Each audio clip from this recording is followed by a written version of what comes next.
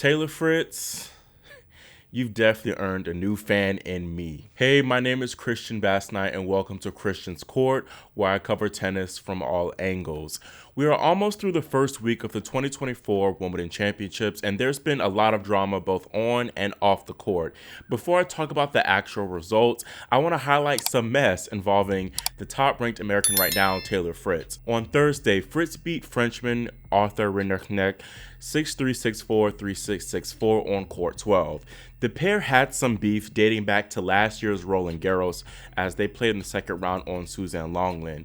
The French crowd was being extra rowdy in that match, and low-key, they were disrespectful towards Taylor. And after Fritz won that match, he did a finger to the mouth gesturing for the fans to shush, like mocking them. And ahead of their Wimbledon rematch, Arthur spoke to the French press about that incident, where he also took a dig at Taylor, saying, "The atmosphere will be quieter than at Roland Garros, and he won't cry as much. He whined a bit, saying it was too noisy. I hold no grudge against him, but he was wrong if he thought the French crowd would send him kisses in between points." Fritz, of course, caught wind of these comments, and he said that once he did, the match was basically over because it gave him an extra fire. Someone kind of, I guess, goes out of their way to, like, take a jab at you. It's tough not to see it because, like, everyone's just gonna, like, tag me and, like, make sure I see it. So, I mean, as soon as I saw it, like, I mean, the match was basically over. I don't do anything that could, rub people the wrong way. So when someone kind of just goes out of their way to take a shot at me, then I'm not just gonna, like, I'm just not gonna take it. So, gave me the extra fire to win. And when we shook hands, I just said, "Have a nice flight home." And he asked me what I said. I told him what I said. He told me he was in doubles still. I said, "Oh, congrats, good for you." And then he started acting like, "Why are you blah blah blah?" And I'm like, "Dude, like, you know what you said. Like, you know what you said. Don't disrespect me before the match, and then expect me to be all nice after the match. That's not how it works." I love to see that side from Taylor, and I honestly think that Arthur deserved it too with all that trash talking. And really, I love to see this because I wouldn't say it's what tennis needs, but it helps bolster tennis because it gives us that necessary spice that honestly is missing sometimes from the sport. Now, up next for Taylor is 24th seed and Mallorca champion Alejandro Tabilo in that third round. Another American, Frances Tiafoe, took center stage today on day 5 against Carlos Alcaraz, and he was only a few points away from pulling off the upset before the third seed prevailed with a score of 5-7, 6-4, 4-6, 7-6, 6-2.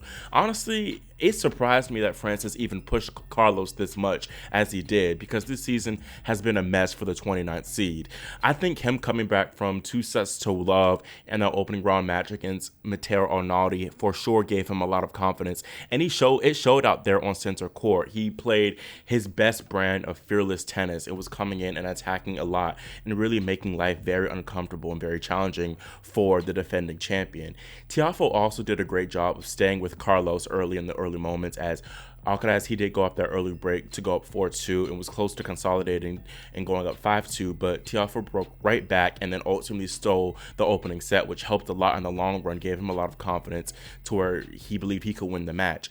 Now, Alcaraz, he nailed down 16 aces in this match, which is a lot for him, but still he was not that effective on his first serve. He won just 60% of first serve points in the first and third set, and when he played his best tennis in that fifth set, he won 90% of first serve points won, which tells you a lot. And I think a lot of that is due to, for one, Francis, even though he is one of the worst returners on tour, which is why he ultimately got aced that much, whenever he did make contact with his return, he was very effective. He got the ball back deep and with a lot of good pace in the middle, a lot of times against Alcaraz, and the Spanishman really didn't know what to do. Honestly, I thought it was a wrap for Alcaraz, especially when he was down love 30 at 4-all in the fourth set on his serve, but he showed us why he is a 3-time slam champion, as at that point he brought his best tennis, and honestly, Francis didn't do too much wrong when he had that 30 love advantage. I think Alcaraz, he had a forehand winner the first point, and then it was a lengthier rally but Alcaraz hit a good backhand, forced the error from Tiafoe, and then at 30-all, Alcaraz hit a good serve. Frances Tiafoe netted it, and then he had an ace to close out the game. So really not too much that Frances could have done differently, but I think if one thing for Frances, he could have been a little bit more opportunistic earlier in that fourth set when he had some small openings, but he just wasn't. He has to take those wins. When you are facing a player like Carlos Alcaraz, a champion like that, you got to take it. That's what he did against Nadal. He took that win from Nadal. He seemed a little bit timid and really didn't. And I think that comes from him not having the match reps and the match confidence lately. So ultimately, I think that's a part of the reason why Alcaraz came through. But of course, got to give credit to the Spanish man. He just simply is that much better than much of the rest of the field when it comes down time to playing these tight 5-set matches. Like, he is honestly probably the best 5-set player that we have right now, in this generation, and it showed here. Going back to Frances, obviously it's a disappointing result that he was not able to come through, but also I think it's a great sign that he recovered first so fast from spraining his MCL, taking that nasty fall in Queens, and then pushing the defending champion, coming within points of beating him, the world number 3, is a great achievement in itself.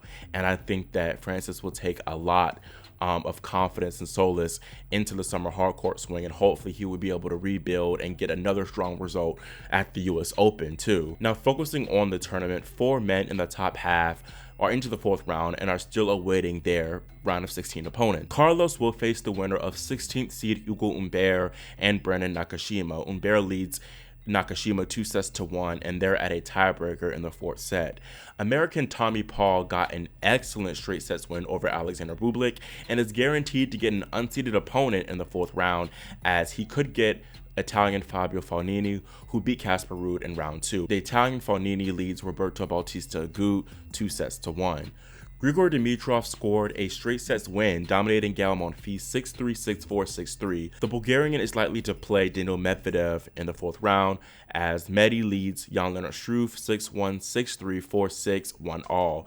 And then Yannick Sinner swept past Miomir Kecmanovic 6-1, 6-4, 6-2, and he will face a lefty in either Denis Shapovalov or Ben Shelton. Briefly talking about the bottom half section, it's full of opportunity actually. Novak Djokovic, the 2nd seed, did not look that sharp in his 4-set win over wildcard Jacob Fernley, who tennis Twitter has dubbed Andy Murray's plumber. Holger Rune is still alive though, and he could face the Joker in the round of 16. Unfortunately, 7-seed Hubert Hurkacz suffered a nasty fall during his 2nd round match against Arthur Rinderknech. Rinderknech has a solid shot at making his first slam second week as he takes on the unseeded Roman Safulin, although the Russian Safulin is great on the grass as he made the quarterfinals here at Wimbledon last year. Another Frenchman in this section is qualifier Luc Puy, who takes on Alex de Minaur, who I think the Aussie will be a big favorite to come through this section and make the quarterfinals.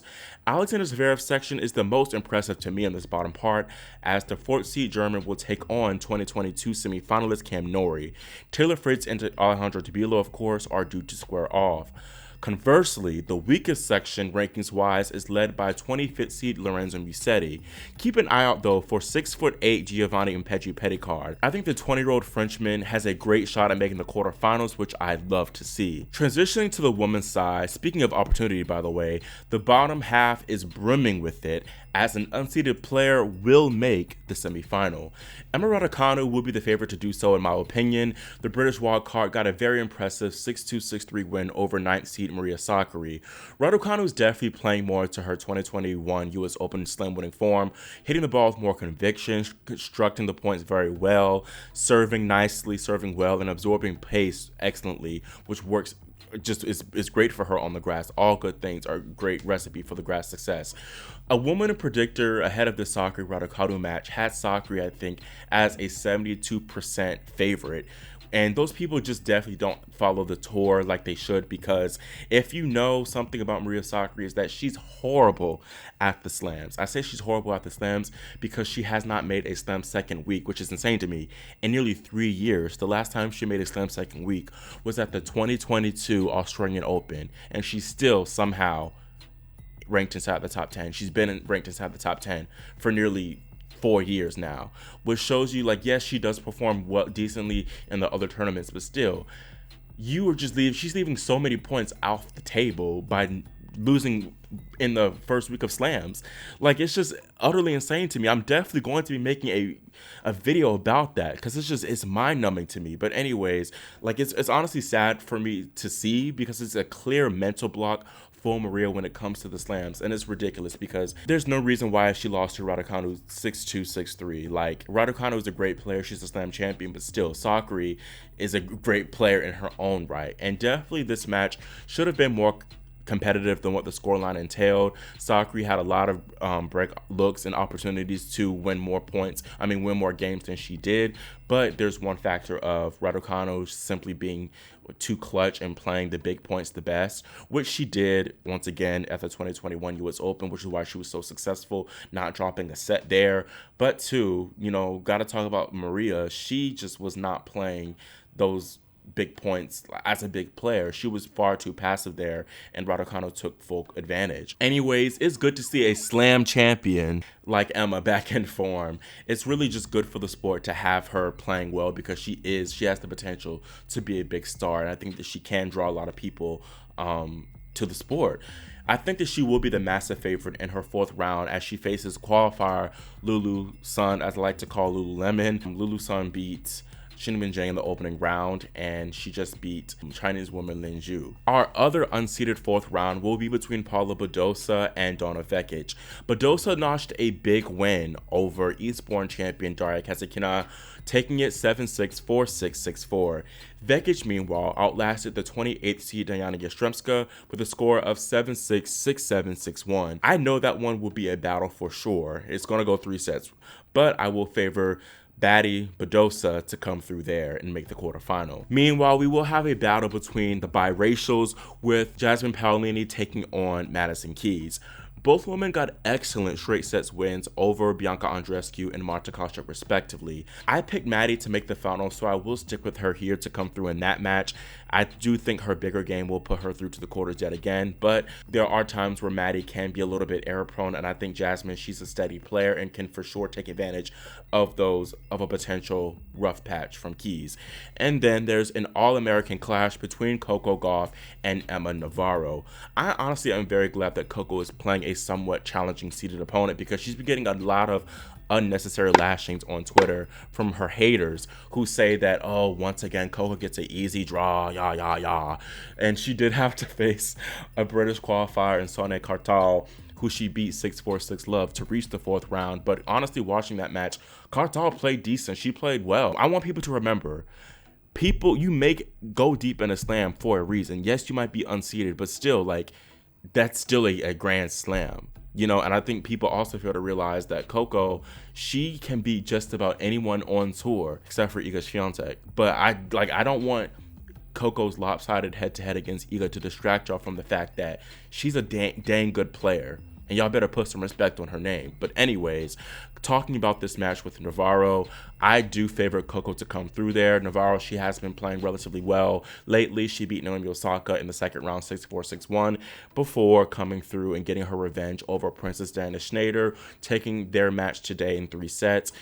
I say revenge because Schneider actually beat Navarro last week in the Bad Homburg semifinals, but Princess Diana, she was dealing with a shoulder injury as she's played a lot of tennis lately. So, a little bit unlucky for her, but lucky for Navarro. But regardless, Navarro has been playing well, not only this tournament, but all year. And these two, Coco and Emma, actually played this year in Auckland at the semifinals. Coco took that one pretty handily, 6-3, 6-1. And while I do not think it'll be that convincing, I would not be surprised, and I actually predict Coco to score another straight sets win over the billionaire. I just think that while Emma overall is a very solid player, she doesn't have the necessary weapons to trouble Coco, and I feel like just Gauff won't be that much troubled, although definitely it would be probably her toughest match of the tournament thus far. So it will be interesting to see if Coco can raise her game to another level if necessary against Emma. So for sure, keep an eye out for that one. Looking ahead to the day 6 matches, Iga Świątek, I think, has a good challenge on her hands playing against the plucky Yulia Putintseva. Meanwhile, Yelena Ostapenko will play unseeded lefty Bernarda Pera. I know Świątek will pray Pera will pull off the upset. Meanwhile, Danielle Collins is the highest remaining seed in her section, and she'll face Brazilian Beatriz Haddad Maia. Barbora Krejcikova will try to avenge her Czech sister, Vondrousova, taking on the defending champs Ender, Jessica Buzas Mineiro. Slam champs Elena Rybakina and Caroline Wozniacki will close out play on court 1, while compatriots Anna Kalinskaya and Ludmila Samsonova duel. And finally, the lone women's center court match is between Ons Jabeur and Elena Svitolina. The winner of that will be the big favorite against the winner of Harriet Dart and Jin Yu Wang, both of whom Dart and Wang are unseeded. That's it for this Wimbledon recap, and let me know in the comments how you feel about the action so far at SW19 and if you think more upsets are in store for day 6. Also, do you think Raducanu will get through that little section and make the semifinals? And then what do you think about the finals favorite Coco? Do you think she'll also come through and perhaps face Emma in that semifinal? Because I would love to see that too. Make sure y'all subscribe and click the notification bell as well so you're notified whenever I post new content, and also so I get to my goal of 15K subscribers before the tournament ends. I love if that could happen. And also, sorry/not sorry for being AWOL the last couple of days. I've been at Disney and these roller coasters have been wearing me out. But I'm back home tomorrow and back on the grind, and y'all will be getting videos, sometimes even multiple videos a day out of me. So be prepared for some edgy content coming your way. Thank y'all so much for watching and for riding with me. I'll see y'all next time, Christian's Crew. I'm Christian's Court, and yeah, see y'all tomorrow.